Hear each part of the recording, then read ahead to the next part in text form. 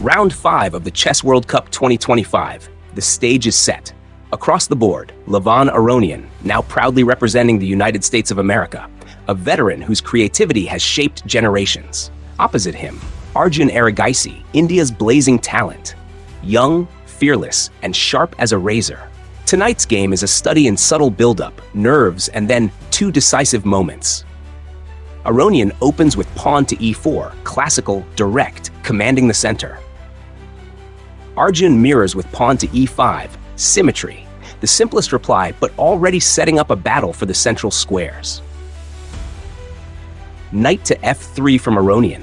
He develops toward the center, eyes the e5 pawn, and prepares rapid piece play. Arjun answers with knight to c6, solid development, guarding e5 and preparing flexible options. Bishop to c4. Aronian invites the Italian game's classical tension, aiming that bishop toward black's f7 square. Arjun plays bishop to c5, symmetry again. Both sides mirror each other and prepare for a slow, maneuvering fight. Pawn to c3 from Aronian, a typical idea to support d4 later and to free the queen's knight. Solid and patient. Arjun develops knight to f6, pressure on e4, natural piece play. Pawn to d3. Aronian keeps his center compact. This is a slow, strategic game rather than an all-out tactical firefight. Arjun pushes pawn to a5, an early flank move that gains space and prevents any quick expansion on the queen side. Aronian castles, king tucked away, rook on f1 ready to join the battle. Arjun plays pawn to d6, classical defensive structure, steadying the center and preparing eventual breaks. Aronian slides rook to e1, eyeing the e-file and signaling intent to push in the center. Arjun castles as well, both kings safe, the center the real battlefield now. Knight to d2 from Aronian, a flexible redeployment, perhaps to support e4-d4 ideas and to connect the pieces. Arjun brings his bishop to e6, a centralizing move that eyes d5 and helps relieve pressure. Aronian plays bishop to b5, a provocative lift, placing a piece on the rim to pressure black's knight and create small inconveniences. Arjun retreats the bishop to a7, a safe square, keeping the tension. The bishops now trade threats indirectly. Knight to f1, Aronian repositions for a kingside plan, a slow but purposeful regrouping. Arjun plays knight to e7, preparing to reroute, guarding central squares, keeping options open. Pawn to d4, Aronian finally opens the center, the long-prepared strike to claim space. Arjun replies with knight to g6. The knight heads to an active post, watching e5 and f4, ready to counter. Aronian brings knight to g3. Kingside pressure is brewing. Pieces converge toward black's position. Arjun plays pawn to c6, reinforcing the center, preventing jumps into d5, and preparing for counterplay. Aronian retreats bishop to f1, consolidating the kingside and eyeing potential e4, e5, or queenside redeployments. Arjun springs bishop to g4, a pin on the knight, indirect pressure on e2 in the center. Aronian develops bishop to e3, challenging the g4 bishop and reinforcing central control. Arjun captures on d4, pawn from e5 to d4, an immediate central exchange that fractures the structure. Aronian recaptures with pawn from c3 to d4. The center remains fluid. Pieces race to occupy the open files. Arjun answers with pawn to d5, a powerful central thrust contesting space and opening lines. Aronian pushes pawn to e5, aggressive, carving out space and creating tactical possibilities. Arjun retreats knight to e8, an odd-looking move, but one that reroutes the knight and adds defense to f6 and f4. Aronian brings bishop back to e2. The position is complex. He consolidates before striking. Arjun thrusts pawn to f6, blunt and direct, undermining the pawn on e5 and trying to open lines toward white's king. Aronian captures with pawn from e5 to f6, a tactical gamble, removing a key defender and exposing the structure. Arjun recaptures with knight to f6, restoring material balance and activating his knight in the center. Aronian places queen on b3, probing weaknesses on the queen side and eyeing b7 and f7. Arjun's bishop strikes. Bishop takes on f3, removing a key defender and forcing structural concessions. Aronian recaptures with bishop to f3. Material is equal, but the pressure is shifting. Arjun slides his queen to d7, connecting the rooks and preparing to bring his heavy pieces into the fray. Aronian puts rook on d1, centralizing, preparing to contest open files and keep black honest. Arjun plays pawn to h6, a quiet move that keeps his king safe from knight or bishop incursions. Aronian repositions bishop to e2, returning to a more defensive posture, tightening the king's shelter. Arjun moves rook to e8, applying pressure along the e-file and lining up potential tactics. Aronian places bishop on d3, eyeing kingside prospects and trying to coordinate his pieces for a later push. Arjun's knight bolts to h4, a provocative square threatening forks and invasion points near white's king. Aronian plays pawn to f3, pushing away the invasive knight and solidifying his king's position. Arjun retreats the knight to h7, repositioning for later activity and freeing space for his pieces.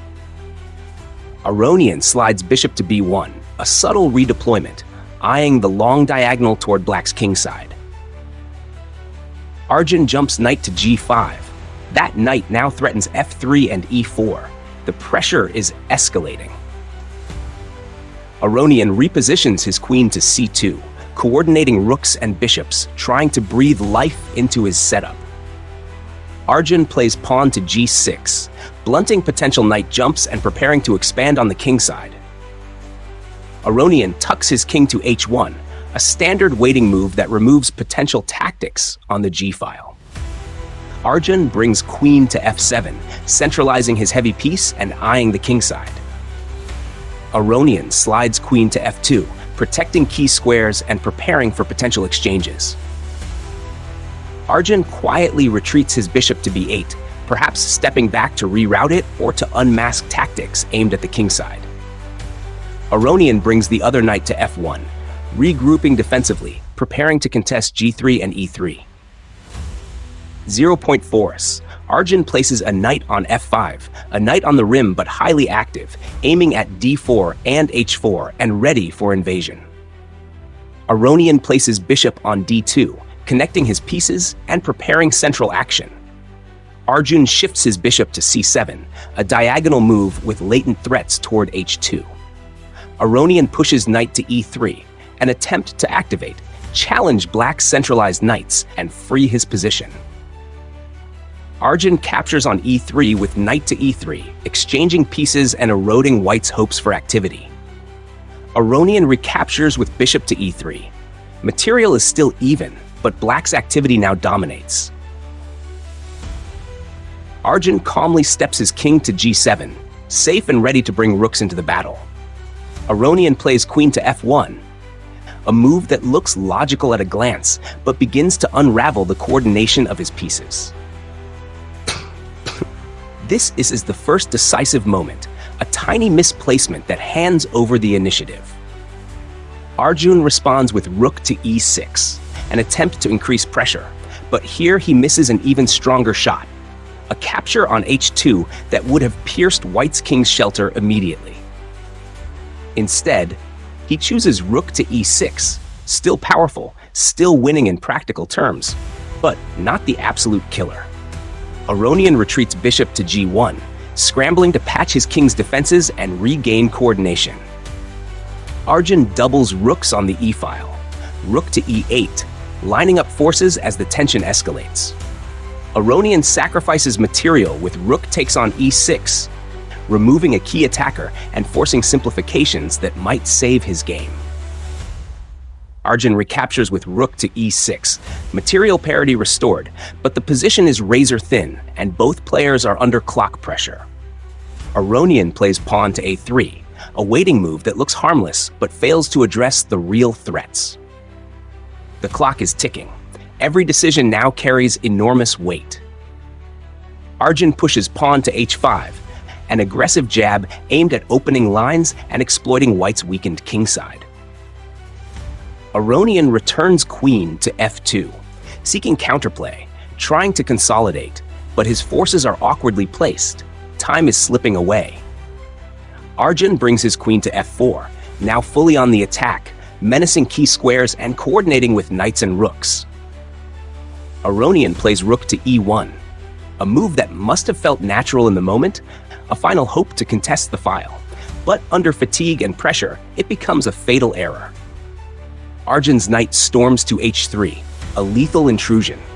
The knight not only threatens decisive forks, but also shatters any illusion of safety around white's king. With that single strike, the position collapses. White's defenses are shredded, material falls, and there is no reasonable defense. Levon Aronian, representing the United States, looks over the board. The realization is immediate.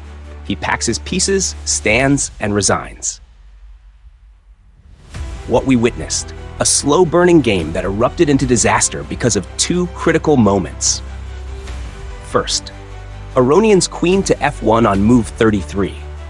In ordinary conditions, it might have been playable, but here it misaligned his heavy pieces and opened the door to a decisive assault. Second, Arjun's missed chance immediately afterward.